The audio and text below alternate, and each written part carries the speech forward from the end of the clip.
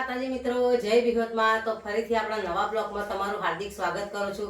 તો શું મિત્રો, તમે ખરતા વાળથી તમે હેરાન પરેશાન થઈ ગયા છો, તમારા માથામાં સાવ ટકલું થઈ ગયું છે, તમને બાલ નથી આવતા, દિવસે ને દિવસે તમારા વાળ જો બહુ ખરતા હોય અને તમે ગમે એવા મોંઘા તેલ નાખ્યા હોય, ગમે એવું મોંઘું શેમ્પુ નાખ્યું હોય તોય તમારા વાળ ના વધતા હોય ને, તો આજે હું સરસ મજાનું તમારી માટે એક જાદુઈ પાણી બનાવવાનું છે।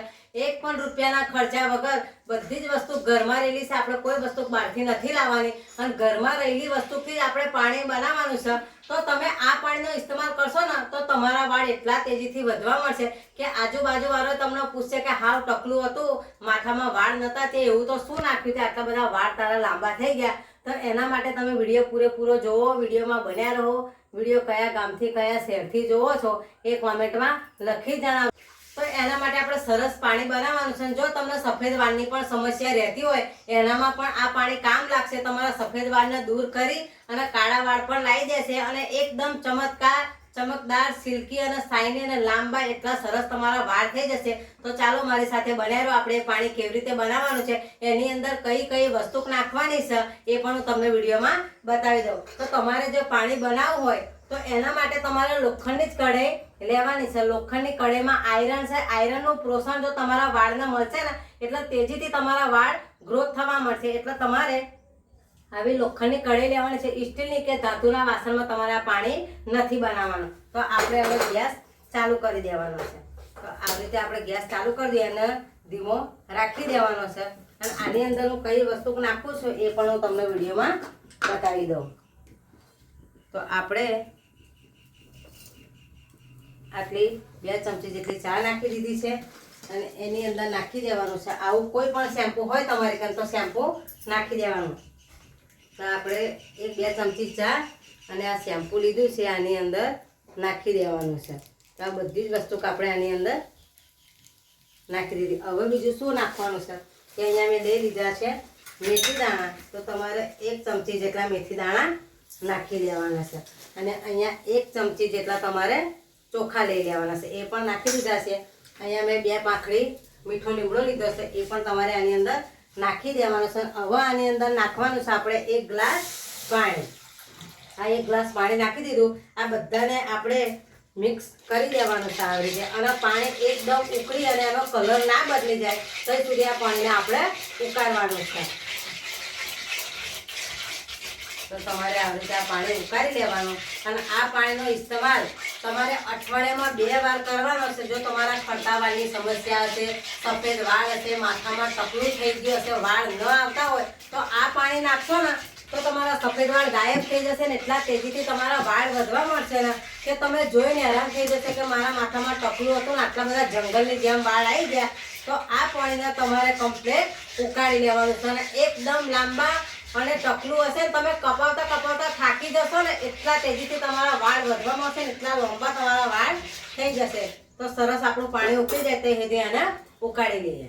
મિત્રો આ પાણી જે આપણે બધી જ વસ્તુ લઈ લીધી છે ને એને તમારે તેજીથી ગેસ હોય કે ચૂલો હોય એને નહીં કરી દેવાનો, ધીમે ધીમે થવા દેવાનું। કે જે મેથી દાણા નાખ્યા છે, ચોખા નાખ્યા છે, ચા પત્તી, શેમ્પુ અને મીઠો લીમડો નાખ્યો છે એ બધું જ એકદમ કમ્પ્લીટ થઈ જાય, એનો રસ એકદમ પાણીમાં મળી જાય ને ત્યાં સુધી આ પાણીને આપણે ઉકાળવાનું છે। એકદમ ચાના ઉકાળા જેવું થઈ જાય ને ત્યાં સુધી આ પાણીને ઉકાળવાનું છે। તો આ પાણી તમારે કેવી રીતે નાખવાનું કે તમે માથું ધોવા બેસો તો તમારે ડાયરેક્ટ વેડી નથી દેવાનું। તમે તેલ ભરતા હોય ને માથામાં એવી રીતે તમારે આખા માથામાં પોમતે પોમતે આ પાણી નાખી દેવાનું છે। જો તમારી કને સ્પ્રેની બોટલ હોય તો તમે એમાં પણ ભરી શકો છો, માથામાં છંટકાર કરી શકો અને નાખ્યા પછી તમારે કમ્પ્લીટ એને 2 થી 3 કલાક એ પાણીના માથામાં રાખવાનું છે। જેથી જે બધી જ વસ્તુ નાખી છે, જે આપણે મેથીમાં આયરન હોય છે, મીઠો લીમડો નાખ્યો છે, ચા પત્તી નાખી છે, એ બધાનું પોષણ તમારા વાળને મળે ને એટલે તમારા વાળ એકદમ તેજીથી લાંબા થવા મળશે।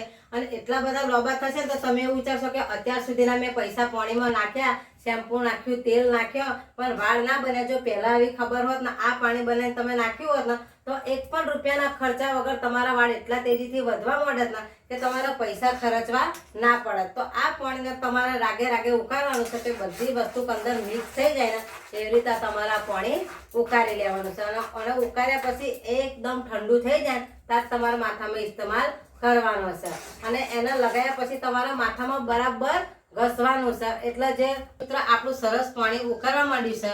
પણ તમે વિડીયો પૂરેપૂરો જોવો. વિડીયોમાં બનાવીને આની અંદર હજુ કઈ વસ્તુ નાખવાની છે એ પણ હું તમને બતાવી તો પણ વિડીયો તમે અધૂરો મૂકશો તો ખબર નહીં પડશે કે આની અંદર હજુ એક વસ્તુ કઈ નાખવાની છે.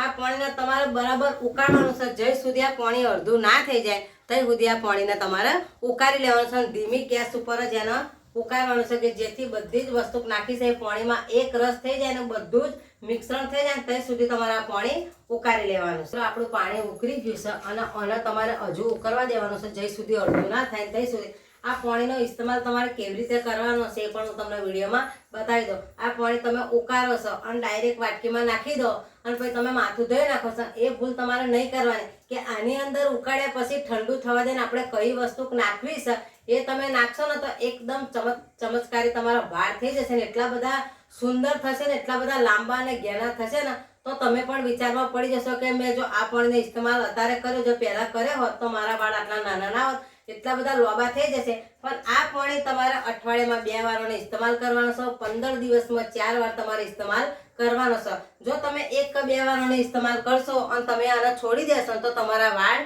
નહીં લોબા થાય. પણ તમે લગાતાર અઠવાડિયામાં 2 વાર અને 15 દિવસમાં 4 વારનો ઇસ્તેમાલ કરશો તો એટલા તેજીથી તમારા વાળ વધી જશે. અને જ્યાં ટકલું હોય ને તો તમારે શું કરવાનું છે, એક સ્પ્રેમાં પાણી ભરી દેવાનું અને જે ટકલું હોય ને એના પર તમારે અઠવાડિયામાં 2 વાર એનો છંટકાર કરવાનો છે. અને છંટકાર કરી અને પછી તમારે આવી રીતે માલિશ કરવાની છે. તો અહીંયા પણ તમારા વાળ આવી જશે. અને જો તમારા વાળની ગ્રોથ ના થતી હોય ને તો વાળના છંટકાર પ્રેથી તમે કરી દો ને અને પછી તમારા બાલ વધી દેવાના છે.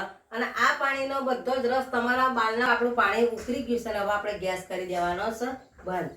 તો આને તમારે આવી રીતે કોઈ પણ કાચનું વાસણ હોય ને એની અંદર ગાળી લેવાનું છે. જોઈ લો એકદમ સરસ કાળો કલર થઈ ગયો છે. આનો ઇસ્તેમાલ તમારે કેવી રીતે કરવાનો છે એ પણ હું તમને વિડીયોમાં બતાવી દઉં.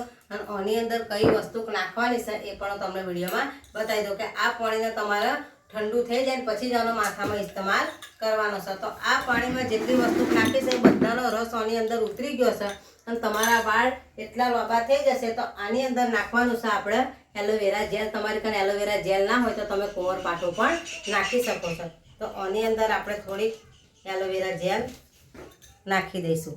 તો એના લીધે તમારા વાળ છે ને એકદમ આમ ચગવા મળશે ને એટલા મસ્ત લીસા થઈ જશે. તમે આના માથામાં આ પાણી નાખશો ને પછી વાળ કોરા થાય ને એટલે એકદમ છૂટો તમારો વાળ થઈ જશે અને એટલા તેજીથી તમારા વાળ વધવા મળશે. પણ આનો ઇસ્તેમાલ તમારે આ પાણી એકદમ ઠંડુ થાય ને તાણ જ કરવાનું છે. અને અઠવાડિયામાં 2 વાર આ પાણી તમારે કેવી રીતે નાખવાનું છે એ પણ હું તમને. તો મિત્રો આપણે જે આ પાણી ઠંડુ થઈ ગયું એનો ઇસ્તેમાલ તમારે કેવી રીતે, આવી રીતે તમારે રૂ લઈ લેવાનું અને આવી રીતે ભરી દેવાનું. પછી તમારે આખા માથામાં આમાં ભરી દેવાનું છે. આખા તમારા માથામાં મૂરમાં તમારે આવી રીતે લઈ અને ઘસી દેવાનું છે. અને આ પાણી જો તમે રાત્રે બનાવો અને રાત્રે માથામાં લગાવી અને માથા પર કપડું બાંધીને સૂઈ જશો ને તો આખી રાત આ પાણીનો રસ જો તમારા વાળના મૂળમાં જશે ને એટલે મસ્ત તમારા તેજીથી વાળ વધવા મળશે. જે તમારા ખરતા વાળની સમસ્યા હશે, માથામાં ટકલું રહેતું હશે, જો સફેદ વાળની સમસ્યા હશે અને તમારા વાળ જો લાંબા ન થતા હોય ને તો આ પાણી એના માટે અતિ ઉત્તમ છે.